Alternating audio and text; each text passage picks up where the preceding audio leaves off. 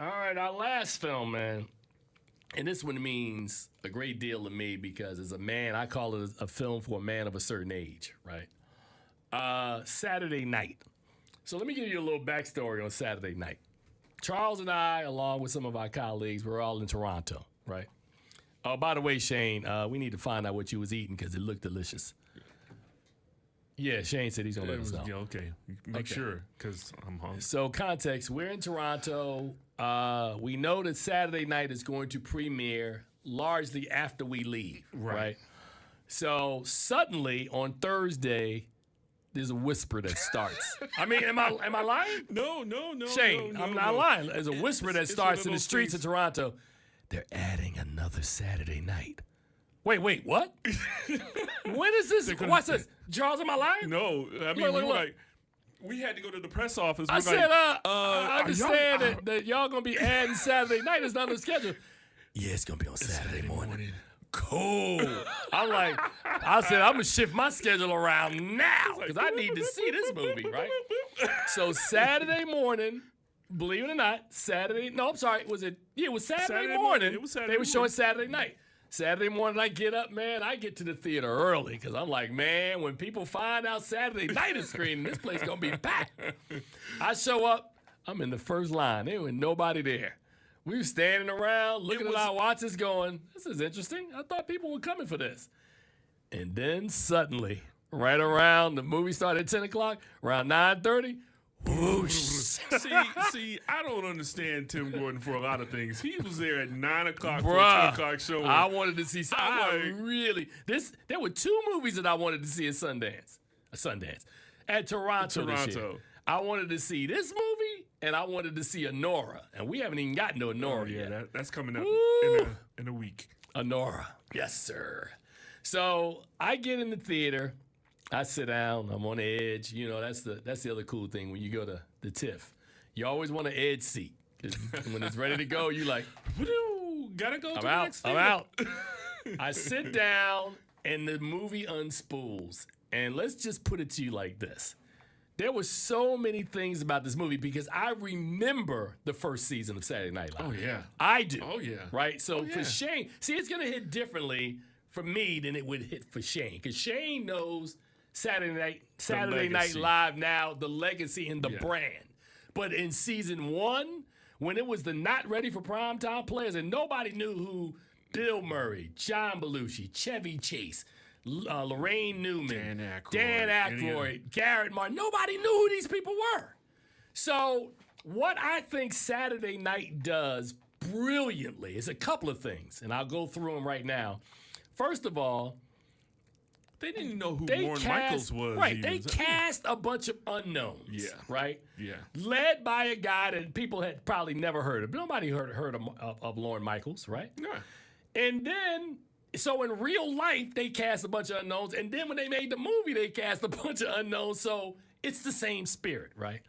The other thing that's interesting about it is that it's like vignettes when you watch the movie.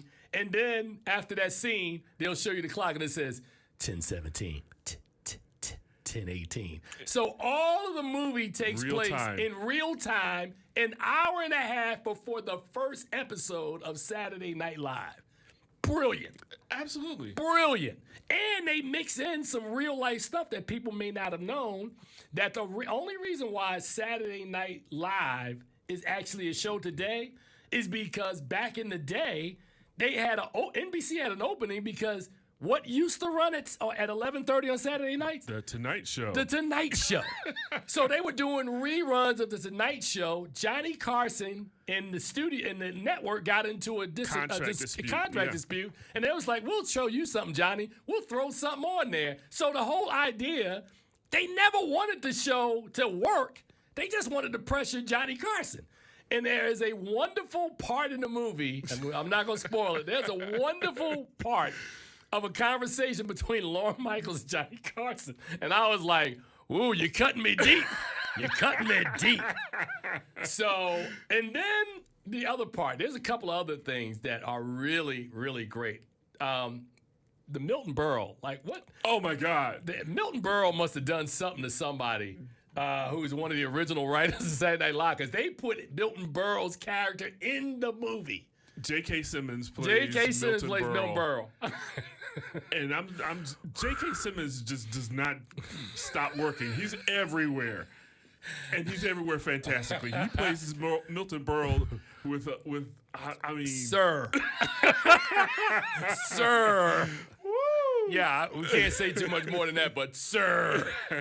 And the other part that for me that I liked, because I came out the theater and people were like, well, I don't understand. That didn't really happen on the first episode. I'm like, dude, it's a movie. There's stuff there's some aspects of it that happened during the first season. But one of my favorites that made me laugh out loud was doing the sound check. And they say, Garrett, you can sing. And that's a real bit. He really does it. I'm gonna get me a shotgun to kill all the whiteys I see. And I got a kick out of that one. Oh, that's man. If you don't believe me, literally does that. That's a real bit on SNL, man. So I thought that they captured the energy of this show so well, man. So perfectly. Go ahead, Charles. I mean, and just to get this, again, it's the insights that you may not have known that happened to the upgoing, because I didn't know about the contract dispute thing either. And so I was like, really? That's how this goes? They were never really supposed to be on the air. They didn't want it to work. And so it was like a minute before the show starts, they were like, go ahead, do it. Right. They were prepared to pull the plug, to Charles's point. 60 seconds. They was like, go to Carson. Nope. But yeah, a fantastic movie, and I spoke before about how Jason Reitman introduced the film at Toronto. I mean, if you've never had the experience, they have the director come out and speak about the movie and what it takes.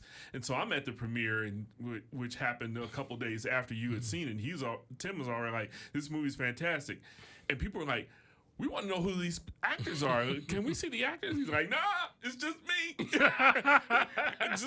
It's just me. And that's all you got. I mean, in the whole film, you're like, oh, who's this kid? Who's that guy? Who's this guy?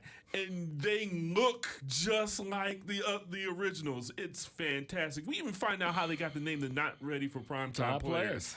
Which is fabulous. This is a fabulous movie. Highly. Watch this. No actor in this movie is going to get nominated for anything. But a Best Picture nominee and a Best Screenplay nominee?